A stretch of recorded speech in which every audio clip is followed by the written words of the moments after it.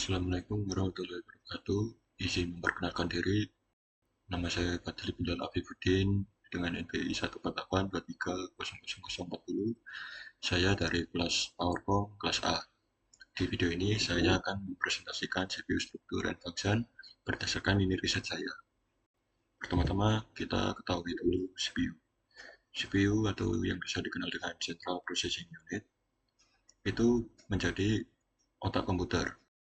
Fungsi CPU sendiri itu untuk mengeksekusi instruksi dari program dengan melakukan operasi dasar aritmatika, logika, kontrol, input-output, atau I/O.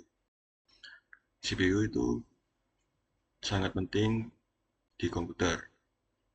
Kinerja dan efisiensi CPU sangat penting bagi kinerja keseluruhan sistem komputer. Jadi jika CPU itu baik, maka sistem kinerja di komputer akan menjadi sangat baik juga. Ini struktur utama CPU. CPU terbagi jadi 6. Ada 6 struktur utama, yaitu arithmetic logic unit atau ALU, lalu control unit, register, system bus, terus chase, clock. Saya akan jelaskan satu-satu.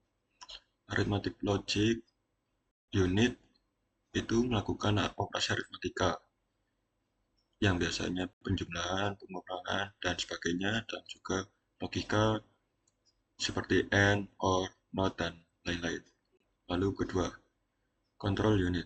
Control unit itu untuk mengendalikan operasi CPU dengan mengatur aliran instruksi dan data di antara komponen-komponen CPU. Lalu ketiga, register. Register menyediakan penyimpanan sementara untuk data dan instruksi yang sedang diproses. Yang keempat, sistem bus. Menghubungkan komponen CPU dan memori serta perangkat I/O. Lalu untuk cache, itu memori cepat untuk menyimpan data dan instruksi yang sering diakses. Lalu clock mengatur kecepatan operasi CPU dengan memberikan sinyal waktu.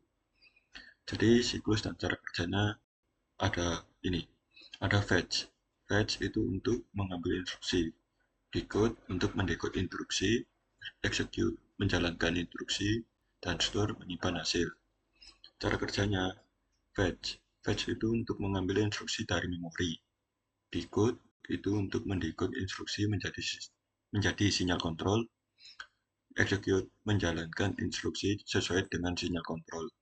Dan store menyimpan hasil eksekusi instruksi ke register atau memori. Ini gambaran struktur CPU-nya. Jadi berdasarkan penjelasan ini tadi, struktur dan siklus dan cara kerjanya, mereka memang seperti garis-garis ini itu menjadi pipeline. Lalu ini sistem busnya, ini register, lalu control unit. Mereka disatukan dengan pipeline ini. Dan dia semua itu uh, saling terhubung dengan adanya sistem bus ini. Lalu untuk perkembangan CPU dari tahun ke tahun. Di sini ada tahun 1950-an, 1960, 70, 80, 90, 2000, 2010, sampai 2020, sampai 2004 sekarang.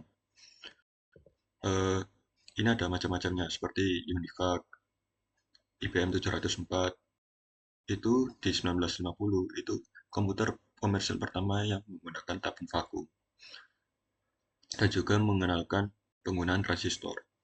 Di 1960-an, transistor itu menggantikan tabung vakum, membuat komputer lebih kecil dan efisien. Dan juga IC, Integrated Circuit, awal miniaturisasi sirkuit elektronik. Lalu di 1970-an, itu ada mikroprosesor pertama. Ada Intel 4004 yang dikenal mikroprosesor 4 bit pertama. Lalu ada Intel 8080 mikroprosesor 8 bit yang lebih cepat dan efisien. Di 1980-an, mikroprosesor 16 bit dan 32 bit. Ada Intel 8086, Motorola 68000, Intel 80386. Itu mikroprosesor menggunakan arsitektur x86. Lalu ada yang bisa digunakan di komputer Apple Macintosh. Dan juga ada mikroprosesor 32 bit yang bisa digunakan untuk multitasking. Lalu di era 1990-an ada Intel Pentium, AMD K6, dan Intel Pentium 3. Itu prosesor 32 bit dan awal 64 bit. Intel Pentium dikenal dengan arsitektur superskalar, lalu untuk AMD K6 bersaing kuat Intel. Dan juga Intel Pentium 3 itu peningkatan kinerja dengan instruksi SIMD. Lalu di 2000-an, prosesor 64 bit dan multicore. Ada AMD Athlon 64, Intel Core Duo, dan Intel Core i7. Prosesor 64 bit pertama untuk konsumen dengan AMD Athlon 64, lalu memperkenalkan arsitektur dual core dari Intel Core Duo, lalu Core i7 memperkenalkan hyper-threading dan turbo boost. Di 2010, ada peningkatan efisiensi dan multicore. Core Intel i7 990X itu menjadi prosesor 6-core pertama untuk konsumen. Lalu ada AMD Ryzen, arsitektur Zen yang efisien. Lalu ada Intel Coffee Lake, prosesor 6-core untuk pasar mainstream.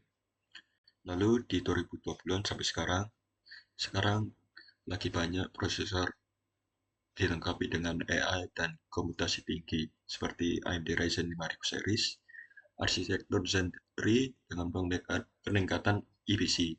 Lalu ada Apple M1, prosesor ARM untuk Mac yang efisien. Lalu ada Intel Alder Lake, itu arsitektur hybrid dengan core yang berkinerja tinggi dan efisien. Semua perkembangan ini dari tabung vakum dan transistor hingga mikroprosesor multicore dan teknologi AI, CPU terus beradaptasi dan berkembang untuk memenuhi komputasi modern. Tren ke depan akan mungkin berfokus pada peningkatan efisiensi, energi, kinerja multicore, dan integrasi kemampuan AI yang lebih besar. Seperti itu. Nah, ini perkembangan CPU. Sebelumnya kan pertamanya penerapan teknologi penyejajaran, pipelining, dan superskalar untuk meningkatkan kekuatan pemrosesan. Lalu penggunaan cache dan hierarki memori yang kompleks untuk mempercepat akses data. Lalu transisi dari CPU single core ke multicore, meningkatkan kemampuan pemrosesan paralel. Lalu ini meningkat itu kedepannya akan meningkat, CPU akan meningkat terus-menerus dan memiliki perkembangan yang banyak dan sangat efisiensi untuk konsumen. Lalu ini fitur-fitur terbaru berdasarkan pencarian saya seperti hyper-threading. Teknologi ini memungkinkan satu inti CPU dapat menjalankan dua utas atau threads yang bersama, meningkatkan efisiensi pemrosesan. Lalu kedua itu instruksi SIMD, memungkinkan pemrosesan data secara paralel, terutama berguna untuk aplikasi multimedia dan komputasi ilmiah. Lalu ketiga, integrasi GPU. Banyak CPU terkini yang menyatukan GPU dalam chip yang sama. Gunanya untuk meningkatkan kemampuan pemrosesan grafis. Jadi, saya bisa simpulkan dalam presentasi ini, kita itu bisa kita telah mengeksplorasi struktur dasar CPU, perkembangan arsitekturnya, serta fitur-fitur yang akan datang dan yang sudah tersedia. Dengan terus mengikuti perkembangan teknologi CPU, kita dapat memaksimalkan potensi komputer untuk berbagai aplikasi di masa depan. Sekian presentasi dari saya berdasarkan riset ini saya dalam video ini, struktur CPU dan function. Maaf jika saya ada salah kata. Saya akhiri. Wassalamualaikum warahmatullahi wabarakatuh.